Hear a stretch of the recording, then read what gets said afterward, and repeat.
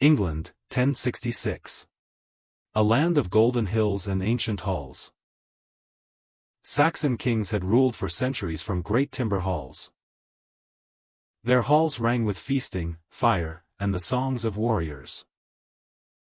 But now the old king lay dying, his dynasty fading with him. The great lords gathered, each man weighing his ambition. Harald Godwin's son rose above them all, the most powerful earl in England. Within hours of Edward's death, Harald claimed the English crown. A king at last. But his reign began in shadow. Then the comet came. Men read it as an omen of ruin. 3 men wanted England. Only one would survive the year. Harald Hardrada, the last great Viking king. A giant among men. In Norway, his legend filled halls the way fire fills darkness. Then came Tostig, Harald's own brother, bitter with exile and betrayal. 300 longships readied for war. The North Sea waited. The greatest Viking fleet in living memory set sail for England. The Humber estuary darkened with dragon prows. England shook. A rider galloped south, carrying news no king wanted to hear. Harald's fist clenched around the parchment. Northmen were in England. His elite Huskarls formed up, the finest warriors in the kingdom. Hardrada's army moved like a tide across the golden English countryside. At Gate Fulford, the English northern earls marched out to stop them. The shield walls broke. The Norsemen drove them into the marshes. Hardrada planted his raven banner in the mud of English soil. York opened its gates. The north of England had fallen. The Vikings rested by the river, certain the English were finished. Harald heard the news and rode 200 miles in 4 days. His men marched until their feet bled. They did not stop. Day and night, through rain and mud, the English army kept moving. Then their scouts crested a ridge, and saw the Viking camp below. Harald looked down at the river. His enemy was unprepared. Below, the Norsemen saw sunlight blazing off 10,000 English shields. Hardrada came out without his armor. He would not show fear. Runners raced for the ships to summon the men left behind. Then one man stepped onto the bridge. And he did not move. Alone, against an army. His axe across his chest. He waited. The English came at him. He cut them down. Again and again. Until one English soldier slipped beneath the bridge, unseen in the current. The lone warrior fell. His legend was just beginning. Harald's army surged across the bridge. The real battle was about to begin. 2 armies formed in the sunlight. One desperate. One exhausted. Hardrada rode before his men without armor. They would fight or die here. Harald sent an envoy across the field. One last chance for peace. He offered his brother Tostig everything. Tostig chose his oath instead. Hardrada laughed when told what Harald offered him. Then he raised his sword. The Norwegian shield wall locked into place. Spear tips caught the sun.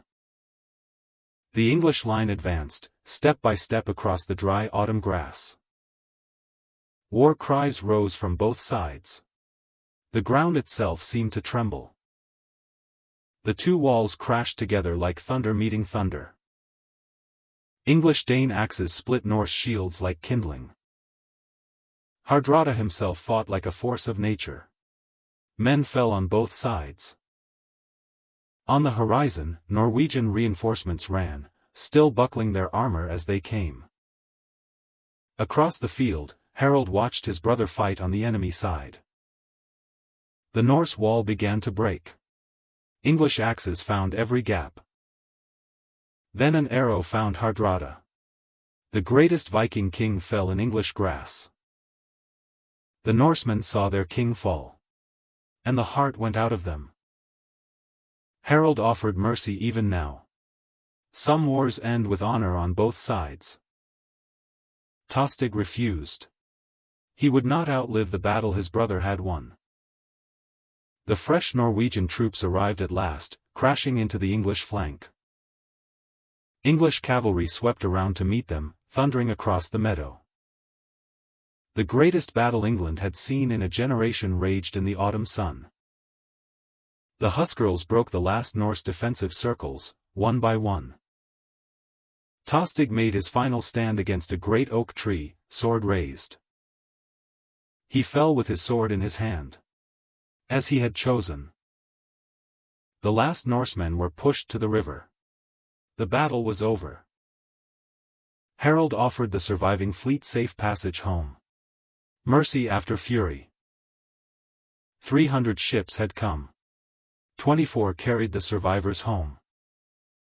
The field fell silent. Ravens circled over the autumn meadow. Harald walked among the fallen.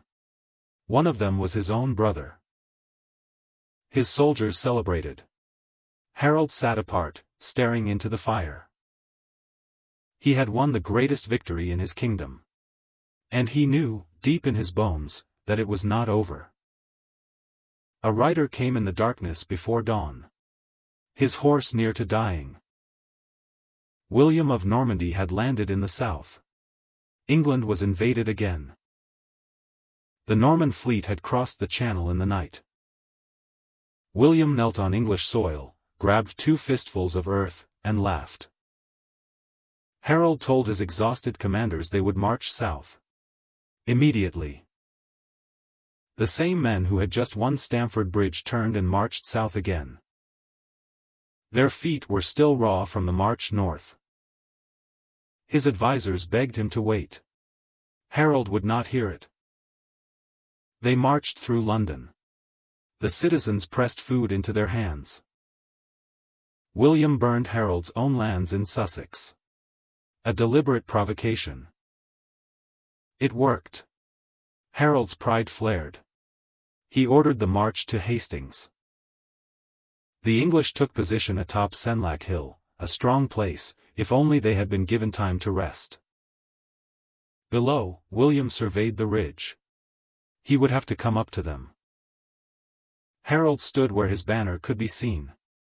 He would not run. Norman archers opened the battle.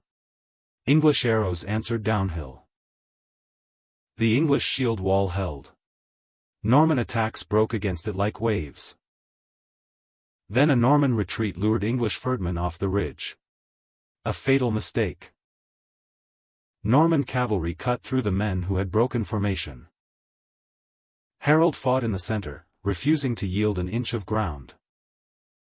An arrow struck the king. Harald wavered, but did not fall. Then Norman knights broke through the last ring of Huscarls around him. Harald fell. The fighting man banner went down with him. A Norman hand lifted the fallen banner from the English ground.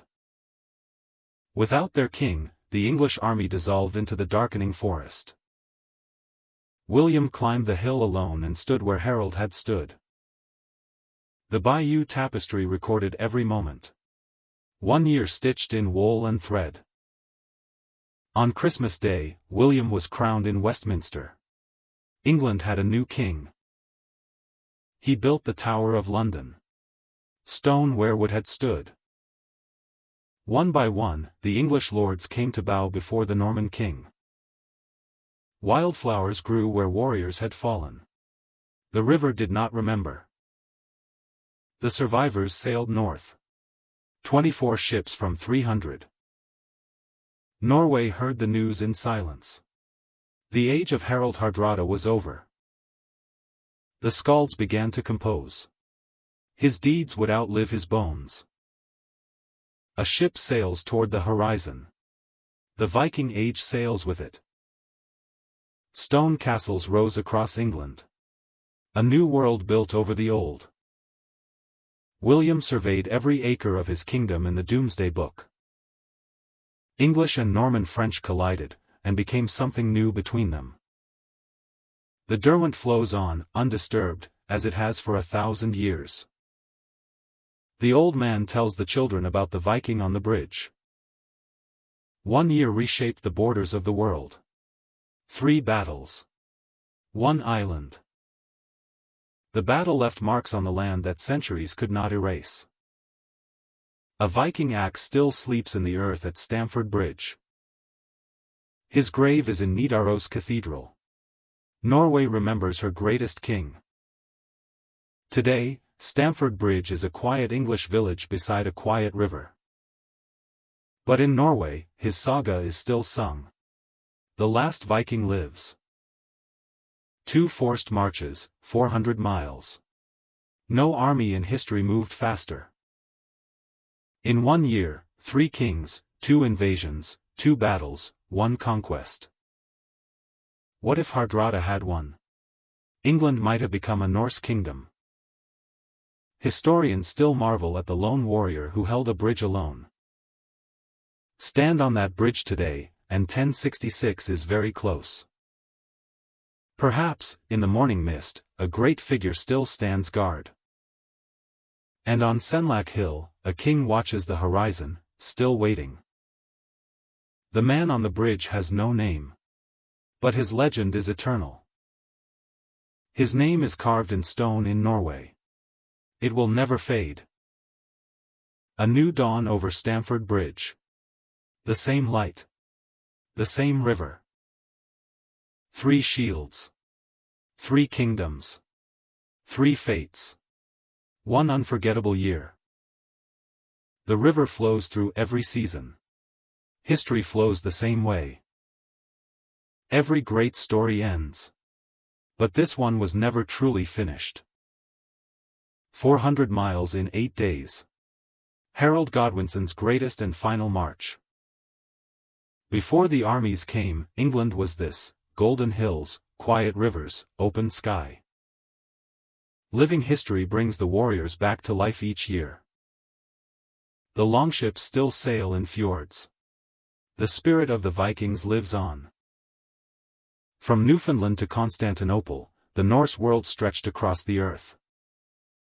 Children still recreate the battle.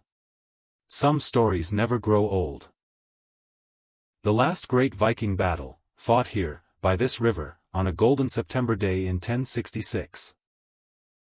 The runes remember. Stone outlasts every sword. A longship sails into the sunset. The age of dragons is over. A leaf falls on the Derwent.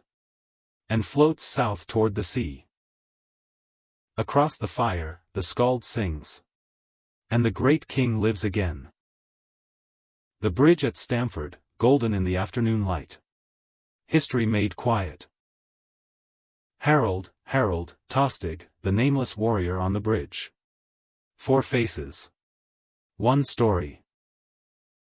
The Derwent flows on. It has always flowed on.